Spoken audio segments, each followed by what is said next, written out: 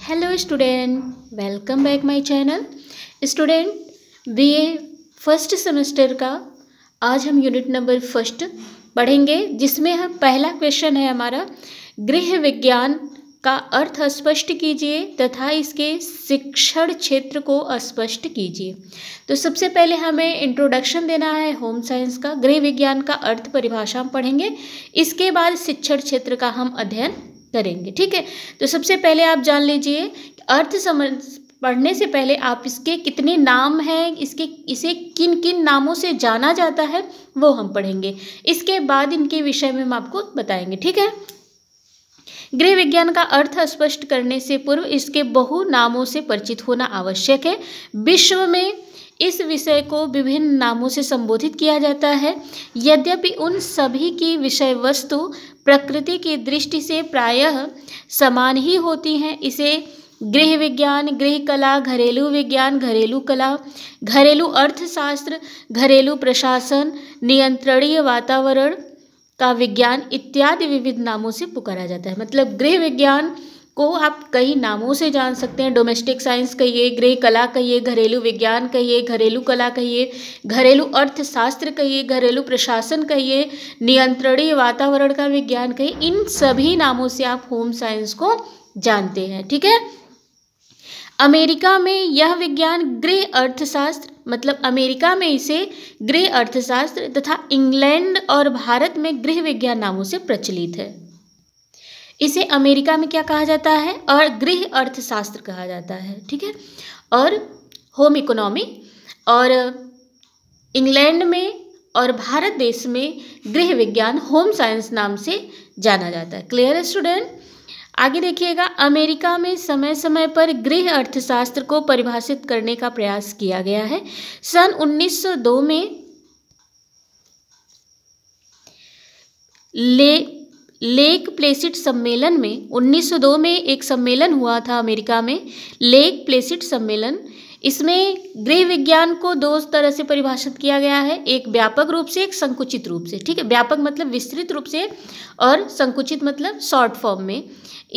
इस तरह से परिभाषित किया गया है। देखिए, व्यापक अर्थ में, अपने अत्यधिक व्यापक अर्थ में गृह अर्थशास्त्र उन नियमों, दशाओं, सिद्धांतों और आदर्शों का अध्ययन है जो कि एक ओर तो मानव के तत्कालिक भौतिक वातावरण से संबंधित है तथा दूसरी ओर उसकी मानवीय प्रकृति से। यथार्थ में यह इन दोनों ही कारणों के मध्य संबंध का अध्ययन है। किसके किसके? तो भौतिक वातावरण और मानवीय प्रकृति। ठीक है, भौतिक वातावरण और मानवीय प्रकृति के आपस के संबंध जो है वही, उसी का अध्ययन ही क्या कहलाता है? गृह विज्ञान कहलाता है। शॉर्ट रूप में इसको कैसे परिभाषित किया गया, यहाँ देख लीजिए। संकुचित अर्थ में यह गृह कार्य, पाक क्रिया आदि की व्यवहारिक समस्याओं के विशिष्ट संदर्भ में आधारीय विज्ञानों का अध्ययन है। मतलब आपको समझ में आ गया। शॉर्ट रूप में हम कह सकते हैं कि गृह कार्य मतलब घर का जो कार्य होता है, पाक क्रिया का मतलब भोजन बनाने की क्रिया।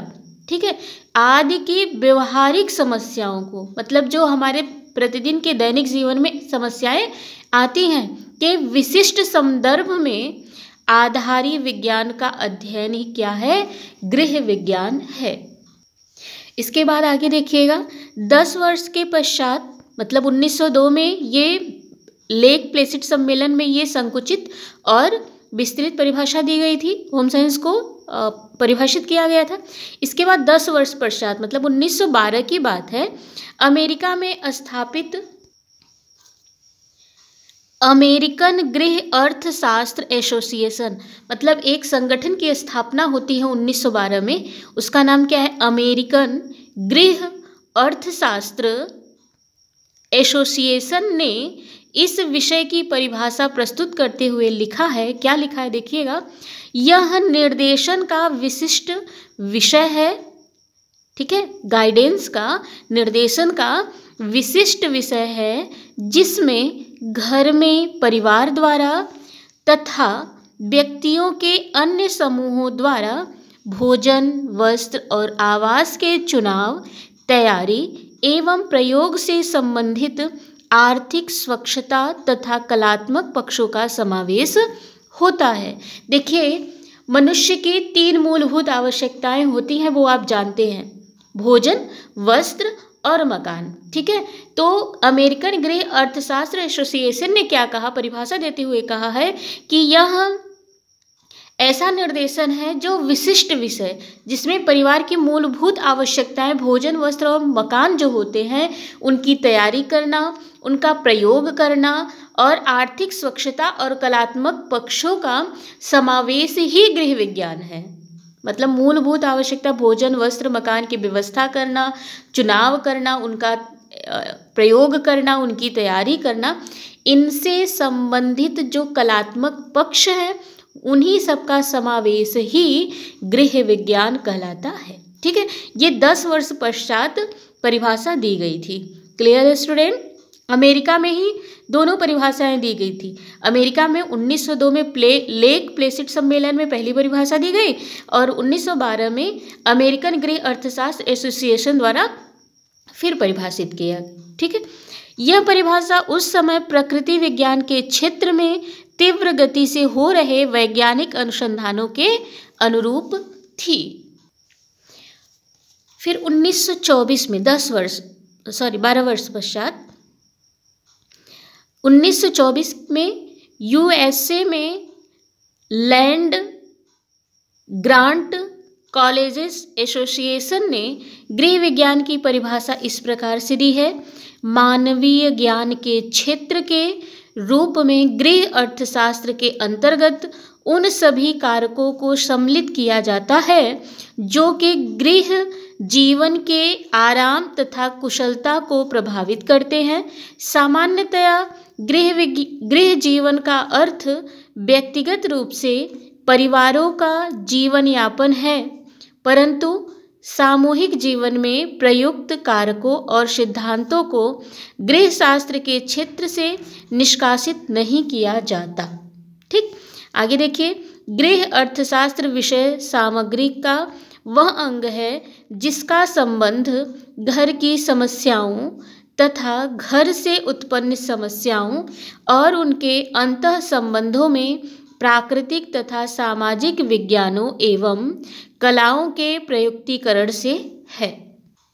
इस तरह से उपर्युक्त परिभाषा से हम निष्कर्ष निकाल सकते हैं कि जैसा होम साइंस गृह विज्ञान इसका नाम है, इस तरह से हम इसको क्या परिभाषित कर सकते हैं। ओवरऑल पूरा परिभाषा देखते हुए हम कह सकते हैं कि घर से संबंधित वैज्ञानिक ज्ञान ही गृह विज्ञान है। किससे संबंधित?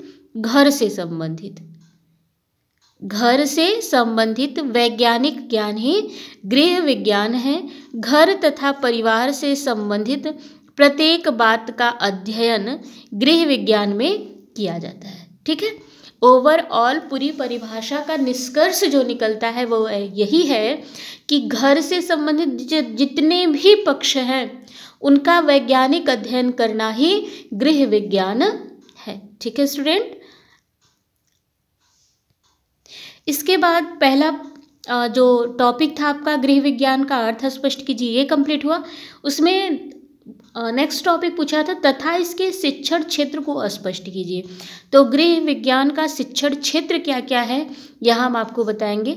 गृह विज्ञान के अंतर्गत मुख्य रूप से निम्नलिखित विषयों का अध्ययन किया जाता है। देखिए, गृह विज्ञान एक संयुक्त विज्ञान है, यह स्वतंत्र विज्ञान नहीं है, यह कई विज्ञानों का संग्रहित रूप है। वैसे गृह विज्ञान में शिक्षण का क्षेत्र अगर देखा जाए, इसके विषय क्षेत्र को देखा जाए तो होम साइंस के कुल 5 ब्रांचेस होते हैं। गृह विज्ञान के कुल 5 क्षेत्र होते हैं। पहला है आपका nutrition science, food and nutrition science, आहार एवं पोषण विज्ञान।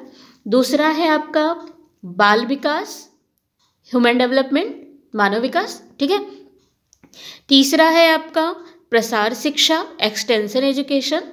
चौथा है टेक्सटाइल एंड क्लोथिंग, वस्त्र विज्ञान एवं परिधान। पांचवा है होम मैनेजमेंट, गृह प्रबंधन। ठीक है, इस तरह से होम साइंस में कुल 5 ब्रांचेस हैं। क्षेत्र। लेकिन यहाँ शिक्षण के क्षेत्र पूछे जा रहे हैं कि गृह विज्ञान का शिक्षण क्षेत्र क्या है। तो सबसे पहले यहाँ हम बताएंगे शरीर रचना एवं स्वास्थ्य विज्ञान। शरीर रचना एवं स्वास्थ्य विज्ञान में शरीर की रचना कैसे हुई है, शरीर की सबसे छोटी इकाई क्या है, सेल है, कोशिका, ठीक है। और शरीर के सभी तंत्रों का अध्ययन किया जाता है, जैसे पाचन तंत्र हो गया, श्वसन तंत्र हो गया और रक्त परिसंचरण तंत्र हो गया। इन सभी तंत्रों का मतलब बॉडी के एक एक पार्ट का अध्ययन आपको शरीर रचना में कराया जाता है। स्वास्थ्य विज्ञान में आपको बताया जाता है कि आप अपने शरीर को कैसे स्वस्थ रख सकते हैं, ठीक है, कौन कौन सी समस्याएं आ सकती हैं किस तरह से, और उनका निदान आप कैसे कर सकते हैं। तो पहला ब्रांच है, पहला क्षेत्र है हमारा शिक्षण का शरीर रचना एवं स्वास्थ्य विज्ञान। इसके बाद हमारा सेकेंड है चिकित्सा एवं परिचर्या। एक गृहिणी के रूप में अगर घर पे कोई व्यक्ति किसी रोग से ग्रस्त है तो आप कैसे एक चिकित्सक का रोल अदा करेंगे, कैसे आप उसका देखभाल करेंगे, आपको इसमें बताया जाता है। गृह विज्ञान द्वारा महत्वपूर्ण रोगों के निदान अथवा प्राथमिक चिकित्सा के लिए चिकित्सा विज्ञान का अध्ययन तथा रोगी की देखभाल के लिए गृह परिचर्या का आवश्यक ज्ञान प्रदान किया जाता है। तीसरा है आहार एवं पोषण विज्ञान। आहार एवं पोषण विज्ञान में आपको पौष्टिक तत्वों के विषय में बताया जाता है, भोजन के कार्य बताया जाता है। हम प्रतिदिन भोजन ग्रहण करते हैं तो उसके हमारे बॉडी में क्या कार्य होते हैं, हम उन्हें क्यों ग्रहण करते हैं, उनसे कौन से पौष्टिक तत्व मिलते हैं, उन पौष्टिक तत्वों के क्या कार्य होते हैं, हमें प्रतिदिन अपने आहार में कितनी मात्रा में पौष्टिक तत्व लेना चाहिए जिससे कि हम स्वस्थ रहें। देखिए, आवश्यकता से अधिक और आवश्यकता से कम पौष्टिक तत्व दोनों हमारे लिए हानिकारक होते हैं ना। कहने का मतलब है अगर आप आवश्यकता से अधिक भोजन ग्रहण करते हैं तो भी आपके लिए हानिकारक है, और आवश्यकता से कम भोजन अगर आप ग्रहण करते हैं तो भी आपके लिए हानिकारक है। तो आहार एवं पोषण विज्ञान में आपको आहार और पौष्टिक तत्वों के विषय में अध्ययन कराया जाता है। देखिएगा, इसके अध्ययन से भोजन व इसके पौष्टिक तत्वों का आवश्यक ज्ञान प्रदान किया जाता है। प्रत्येक परिवार में प्रतिदिन आहार की अनिवार्य रूप से व्यवस्था की जाती है तथा इस व्यवस्था का दायित्व मुख्य रूप से गृहिणी का ही होता है। अतः गृह विज्ञान में बालिकाओं को आहार एवं पोषण विज्ञान की समुचित जानकारी प्रदान की जाती है। तीसरा आपका आहार एवं पोषण था। चौथा है मातृत्व कला एवं बाल कल्याण। मातृत्व कला, माता बनना भी एक कला होता है। जब कोई महिला बच्चे को जन्म देती है तब वो माता बनती है। तो माता बनना क्या है, एक प्रकार का कला है। जैसे नृत्य करना एक कला है, शिक्षण कार्य करना, पढ़ाना भी एक कला है, ठीक है, और मेहंदी लगाना एक कला है, डिज़ाइन करना एक कला है, कला बनाना एक कला है। इसी तरह से अच्छी माँ बनना ही एक कला होता है। तो इसमें देखिए, आज की बालिकाएं ही भावी माताएं हैं, अतः उनके भावी जीवन को सरल एवं सफल बनाने के लिए गृह विज्ञान के अंतर्गत मातृ कला एवं बाल कल्याण का आवश्यक ज्ञान प्रदान किया जाता है कि एक महिला जब माँ बनती है तो उनको किन किन बातों का ध्यान रखना चाहिए जिससे वो अपना और अपने बच्चे का उचित ढंग से पालन पोषण कर पाएँ, ठीक है, जिससे बालक का कल्याण हो।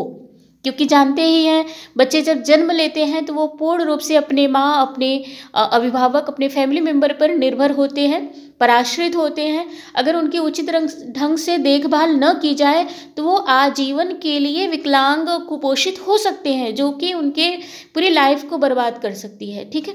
तो इसलिए महिला को, लड़की को, बालिकाओं को मातृत्व कला का ज्ञान होना अत्यंत आवश्यक होता है। फिफ्थ पॉइंट है जीव विज्ञान। यह हमें लाभदायक पौधों एवं प्राणियों से संबंधित ज्ञान प्रदान करता है। इस ज्ञान का भी व्यवहारिक जीवन में महत्व होता है, अतः गृह विज्ञान में जीव विज्ञान का प्रारंभिक ज्ञान प्रदान किया जाता है। इसके बाद है 6वें नंबर पे आपका भौतिक व रसायन विज्ञान। ये हमें आधुनिक यंत्रों एवं ऊर्जा के स्रोतों का व्यवहारिक ज्ञान एवं पर्यावरण संबंधी महत्वपूर्ण जानकारी उपलब्ध कराते हैं। यह ज्ञान प्रत्येक व्यक्ति एवं परिवार के लिए अति आवश्यक एवं महत्वपूर्ण है। अतः इस क्षेत्र के प्रारंभिक ज्ञान को गृह विज्ञान में अनिवार्य रूप से सम्मिलित किया जाता है। 7th है आपका अर्थशास्त्र व गृह गणित। अर्थशास्त्र व गृह गणित का मतलब होता है घर की जो सामान्य लेखा जोखा है उसको रखने का कौशल। देख लीजिए, इसके अध्ययन में हमें आय व्यय का मतलब धन का आना विभिन्न स्रोतों से, व्यय का मतलब खर्च होना। बचत मतलब जितना आपने धन कमाया है उसमें से आपने जो खर्च किया, खर्च करने के बाद जो आपके पास शेष धन बचता है उसको हम बचत कहते हैं। बजट का मतलब होता है परिवार के लिए सभी आवश्यकताओं की पूर्ति करने का एक ब्यौरा तैयार करना। ठीक, बजट अर्थात परिवार के लिए आवश्यक एवं उपयोगी आर्थिक जानकारी एवं संबंधित गणित का ज्ञान होता है। गृहिणियों के लिए दैनिक जीवन में इस ज्ञान की अत्यधिक आवश्यकता होती है, अतः इस विषय को भी गृह विज्ञान में सम्मिलित किया जाता है। ठीक है स्टूडेंट, उम्मीद करते हैं क्वेश्चन नंबर 1 आपको अच्छी तरह से समझ में आ गया होगा। क्वेश्चन नंबर 2 देखिएगा स्टूडेंट, भारत में गृह विज्ञान शिक्षा की स्थिति पर प्रकाश डालिए। आपसे इसी तरह से प्रश्न करेगा कि भारत में गृह विज्ञान की शिक्षा की स्थिति पर प्रकाश डालिए, मतलब भारत देश में गृह विज्ञान की शिक्षा कब से प्रारंभ हुई और इसकी स्थिति क्या है। तो इसका आंसर हम इस तरह से लिखेंगे, देख लीजिए। गृह व्यवस्था की कला भारतीय गृहिणियों के लिए एक नवीन नहीं है, मतलब ये कोई नई सब्जेक्ट नहीं है कि गृहिणियाँ आज से कोई कार्य कर रही हैं, घर की व्यवस्था कर रही हैं। हमारे यहाँ प्राचीन समय से घर की जो महिलाएं होती हैं वो घर गृहस्थी का काम देखती हैं। ठीक है, वे शताब्दियों से माताओं और पत्नियों के रूप में विश्व के समक्ष गृह को पवित्र, आदर्श एवं समाज के अस्थायी अंग के रूप में प्रस्तुत करती रही हैं। गृह रचना की इस कला की शिक्षा वे घरों में ही अपने से बड़ों से प्राप्त करती रही थी, परंतु आज की परिस्थिति बिल्कुल भी भिन्न है। देखिए, वर्तमान समय में जो परिस्थितियां हैं वो प्रारंभिक प्राचीन परिस्थितियों से काफ़ी भिन्न है। पहले कोई भी कुकिंग क्लास नहीं था, किसी भी प्रकार का आपको ब्यूटिशियन कोर्स नहीं मिलता था, आपको कोई भी सिलाई का कोर्स नहीं मिलता था। लड़कियां घर पे रह कर के अपनी बड़ों से, जैसे अपनी मम्मी से, अपनी दादी से, अपनी नानी से ही सारी सिलाई, कढ़ाई, बुनाई, सारे काम को सीखा करती थी। लेकिन वर्तमान परिस्थिति ऐसी है, वर्तमान समस्याएं ऐसी हो गई हैं कि अब इन्हें हर चीज़ के प्रशिक्षण की आवश्यकता हो रही है। वर्तमान भारत में अन्य देशों के समान आर्थिक एवं सामाजिक परिस्थितियों के कारण स्त्रियों को गृह के बाहर दूसरे क्षेत्रों में आने के लिए निरंतर पुकार आ रही है, अतः नारी के कार्यों का क्षेत्र अब विस्तृत होता जा रहा है। मतलब महिलाएं केवल अब घर के अंदर ही कार्य नहीं कर रही हैं, वो घर के बाहर भी कार्य कर रही हैं। ऐसी दशा में जबकि स्त्री घर से बाहर काम करती है, गृह कार्य एक समस्या बन गया है ना। जैसे आप हर क्षेत्र में कार्य करें, आपको जॉब पे जाना है तो घर का काम करना एक प्रकार की समस्या बनती जा रही है। और सच बताएं ना तो आज कई घरों में कलह का कारण भी घर का काम बनता है ना, बनता जा रहा है। और कभी कभी दोभर भी प्रतीत होने लगता है, मतलब दोभर का मतलब होता है बहुत समस्या, दुर्लभ जिसको कहते हैं, नहीं हो पाना, बहुत बड़ी समस्या बन जाती है। बाहर कार्य करने वाले स्त्रियों के लिए गृह कार्य समस्यात्मक रूप धारण न कर लिए, इसके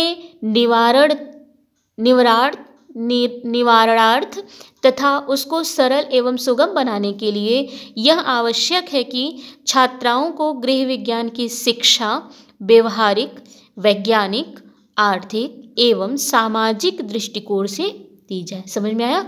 मतलब महिलाएं बाहर जाके काम कर रही हैं, अच्छी बात है, लेकिन उनको घर का काम करने के लिए प्रशिक्षण की आवश्यकता है कि कम समय में वो किस तरह से अपने घर के कामों को भी कर सकती हैं और बाहर जाके भी काम कर सकती हैं, जिससे कि उनकी आर्थिक सामाजिक स्तर बेहतर हो सके।